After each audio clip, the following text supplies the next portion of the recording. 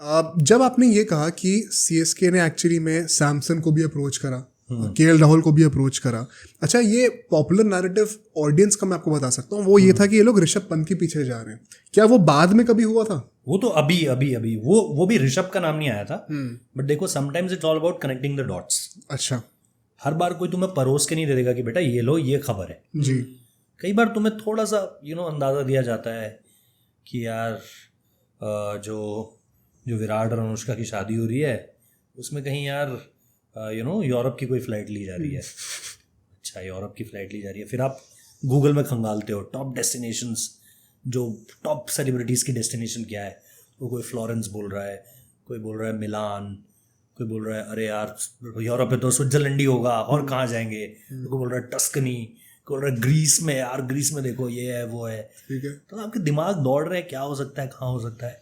Suddenly you came to a conclusion कि वहाँ पे एक बहुत ही मस्त जगह है इटली में, जहाँ जिसका नाम टस्कनी है, और वहाँ पे ना प्रेसिडेंट ओबामा अपनी छुट्टियों के लिए आते हैं क्योंकि वो सिक्योरिटी पॉइंट ऑफ व्यू से बहुत तगड़ी जगह है। देन यू सडनली दिमाग दौड़ाते हो कि यार अगर इन लोगों को इंडिया में ही शादी करनी होती तो यार ये कर लेते कहीं पर भी, बट शायद इन्हें सिक्योरिटी चाहिए, इन्हें चाहिए कि कोई हमारी शादी को मतलब ना कोई फिल्म कर सके, ना किसी को पता चल सके, बस हो जाए शादी। फिर आप दिमाग दौड़ाते हो, मतलब ये रेफरेंस इसलिए दिया कि आपको किसी ने यूरोप बोल दिया तो आप दिमाग दौड़ाते हो कि यार क्या हो सकता है, कहाँ हो सकती है, फिर आप इवेंचुअली उस रिजल्ट पे पहुंचते हो। अब यहाँ पर भी जैसा मैंने कहा, मैंने किसी से बात करी, उन्होंने मुझे बोला yes they are looking for a top Indian wicket keeper batter. अब यार ये तो सब बता देंगे ना कि इस समय पर top Indian wicket keeper batter हैं ही कितने, कौन है इस समय पर। ईशान किशन चल रहे थे उस समय पर, याद से 5-6 महीने पहले की बात है। ईशान किशन चल रहे थे, ऋषभ पंत चल रहे थे। ऋषभ पंत को हालांकि उस समय पर आना था, हाँ, फुल फिटनेस पे आना था। ये तब की बात है जब उन्होंने आईपीएल पे डेब्यू मतलब आईपीएल पे नहीं आए थे, कम बैक नहीं किया था। तो मुझे बस यही लग रहा था कि यार हो सकता है ईशान किशन हो, बट मैंने कहा ईशान किशन तो ऑलरेडी काफ़ी कंट्रोवर्सी चल रही है उनको लेकर के जी। मगर केएल राहुल कैप्टन है, और केएल राहुल को लेकर के मुझे पता था पहले अप्रोच किया जा चुका है, but he is already the captain. लेकिन फिर वो गोयंकास वाली स्टोरी खुलनी शुरू होती है आईपीएल के टाइम से, आपको भी पता है, तब थोड़ा सा लगा कि क्या केएल होंगे क्या। बट उससे पहले मुझे ये चीज़ पता चल चुकी थी that they are looking for a top Indian wicket keeper batter. तो उस समय पे केएल का नाम भी नहीं चल रहा था, बस यही था कि पंत फुल फिटनेस के साथ आईपीएल खेलेंगे। ये सेट कि मैं आईपीएल खेलने के लिए तैयार हो जाऊंगा। धोनी का एक कमराडरी है ऋषभ के साथ, आप जानते हो, दुबई में छुट्टियां मनाते हैं साथ में, बहुत बातचीत होती है साथ में। तो तब मुझे लगा कि ये एक पॉसिबिलिटी हो सकती है कि they are looking for Rishabh Pant rather than anyone else. ठीक है। तब जाके इस नाम पर चर्चा हुई है, इस नाम को जोड़ा गया है। इस नाम के पीछे कोई फैक्चुअल रिपोर्ट नहीं है, ये सिर्फ अपने दिमाग के दौड़ाए गए घोड़े हैं कि भाई क्या कहाँ हो सकता है, top Indian wicket keeper batter कौन हो सकता है, कौन कहाँ जा सकता है। अभी भी still they are looking for a wicket keeper batter. उनके पास 3 बैटर्स ऑलरेडी हैं। एक कोई यंग प्लेयर जिसका मैं नाम भूल रहा हूँ, they can go for Devon Conway, they can go for Shaik Rasheed also, okay, under 19 का है। एक नाम और है, बट स्टिल उनको ये चाहिए कि भाई हमें एक wicket keeper, Indian wicket keeper batter चाहिए अभी भी, जो कि अभी ये लोग ऑक्शन में टारगेट करेंगे पर अभी टारगेट करेंगे ऑक्शन में। दे आर नॉट सेटिस्फाइड कि हम डेवन कॉनवे और शेख रशीद के साथ जाएं, उसके अलावा भी उन्हें कोई चाहिए। तो इस पूरे कहानी में ऋतुराज गायकवाड़ कैसे आते हैं एज द कैप्टन? बिकॉज आप जडेजा के साथ जो आपने किया, जडेजा को आपने हटा दिया, दोबारा आप इस सीन में नहीं थे कि जडेजा को आप रिकन्विंस कर पाओ, बिकॉज जडेजा तो बुरा मान चुके थे बहुत बुरी तरीके से। अच्छा, पूरा किस बात का? कि उन्हें कप्तानी से क्यों हटाया गया। आपको याद होगा 7 मैचेस बाद उन्हें कप्तानी से हटा दिया गया था। पर तो उस टाइम पे न्यूज़ तो ये थी ना कि उन्होंने खुद का मुझे से नहीं हो रहा। इतने भोले हो गया आप। अच्छा, ओके। अरे भाई, तो फिर पूरे ये पॉडकास्ट ही बदल गया है। कहाँ आ गया हूँ, सत्युग में आ गया हूँ क्या कलयुग से। ठीक है, तो फिर क्या हुआ आप बताइए। हाँ, ऐसे ही कहलवाया जाता है भाई। अच्छा, कि मैं नहीं करना चाहता, मैं माई वाई को देना चाहता हूँ। हाँ, फिर आप देखिए, अगेन वही डॉट्स कनेक्ट कर। उन्होंने अपनी इंस्टा फीड से सारी फोटो सीएसके की डिलीट करी। ओके, ये मुझे नहीं पता था। तो यही चीज़ मैं आजकल कह रहा हूँ ना, प्लेयर्स और फ्रेंचाइजीज जितना कम्युनिकेट इंस्टाग्राम ट्विटर के जरिए करती हैं। फिर आप देखिए कि 2022 में, आज भी पड़ा होगा वो वीडियो, बीसीसीआई ने एक वीडियो डाला हुआ है। हाँ, 7 जुलाई को क्या आता है, माई भाई का बर्थडे। सारे प्लेयर्स कॉन्ग्रेचुलेटरी मैसेज कर रहे हैं एमएस को, except one name, and he was there, Jadeja. There was no message from Jadeja. उसके बाद अगले साल पहले काशी विश्वनाथन मिलते हैं जडेजा से, उनसे बात करते हैं सारी चीज़ें, फिर एमएस बात करते हैं, फिर एमएस सारी चीज़ों को सॉर्ट आउट करते हैं। आफ्टर दैट तो फिर जडेजा वो वाला चौका मार देते हैं और धोनी उन्हें कंधे पे उठा लेते हैं। That's the epic moment. लेकिन उनसे पहले काफ़ी चीज़ें सेटअप हुई थी।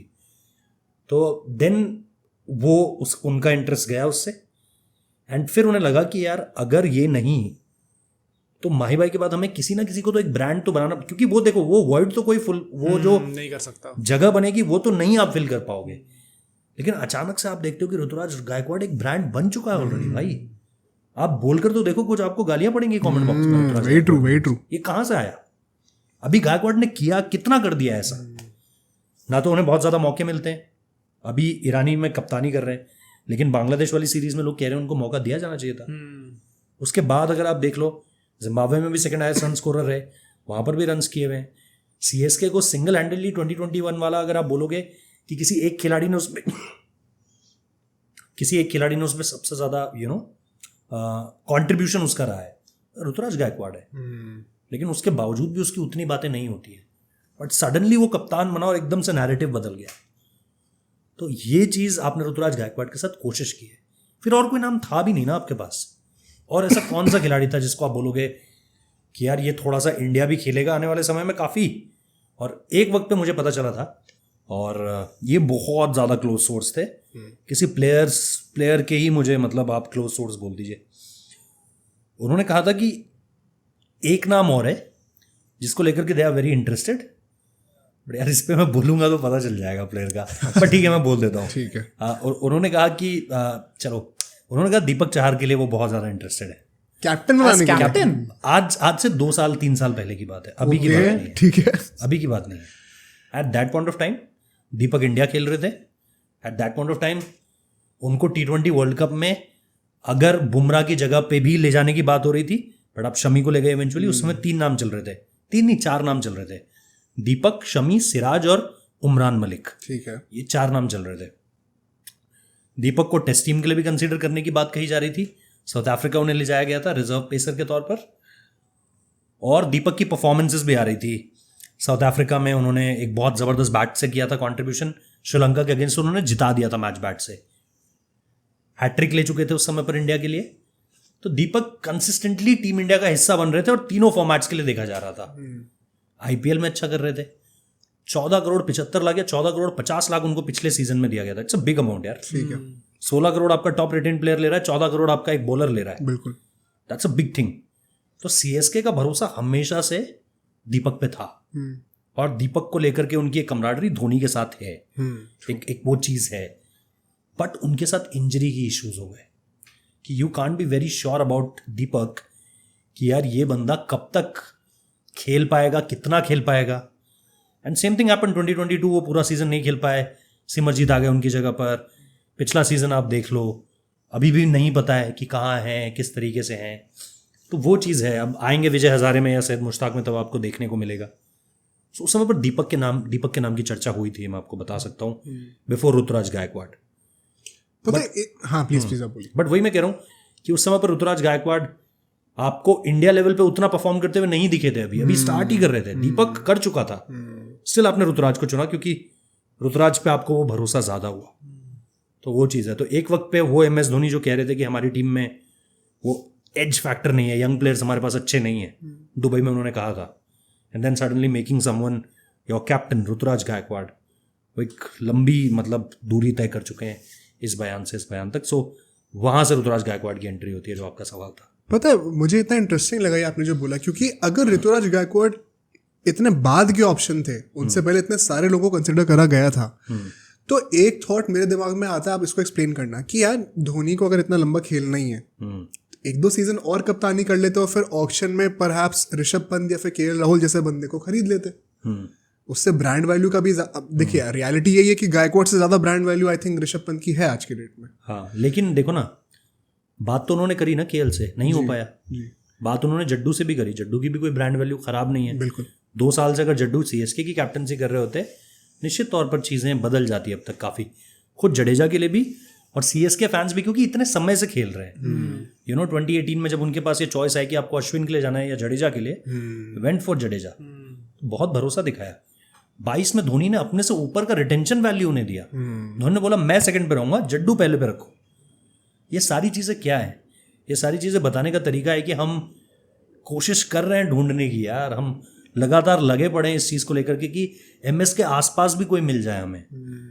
केएल से भी हमने बात करी, और ये तो वो चीज़ें जो हम तक आई यार, क्या पता उन्होंने और 1-2 लोगों से बात करी हो, बहुत सारी बातें हुई हो इस चीज़ को लेकर के। बट जैसा मैंने कहा कि वो सारी चीज़ें जब आप देखते हो तो आपको पता चलता है कि यार इन्होंने कोशिशें काफ़ी की, बट जब कुछ नहीं मिला तो थक हार के उनके पास एक ही ऑप्शन बचता है।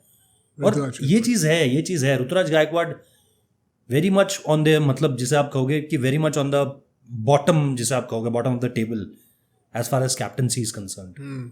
तो वो चीज़ आपको समझने को मिलती है कि यार ये कहाँ से कैसे कैसे रास्ता क्या क्या अपनाया गया है। अब देखते हो ना कि भाई यहाँ से ग्रेटर कैलाश जाना है तो मैं कौन सा रास्ता ले लूँ, क्या क्या पड़ेगा। तो उन्होंने भी सारे रास्ते लिए, पहले केएल से बात करी, जड्डू से बात करी, दीपक को कंसीडर किया, उसके बाद देखा क्या चलो ऋतुराज गायकवाड़ यार। अब सोचो अगर एक क्लिप इतनी बढ़िया थी तो पूरा का पूरा पॉडकास्ट कितना बढ़िया होगा। तो अगर आपको इसी क्लिप का पूरा पॉडकास्ट देखना है तो यहाँ पे क्लिक करिए, और अगर आपको ऐसे ही और क्लिप्स बिंज वॉच करनी है तो यहाँ पे क्लिक करिए।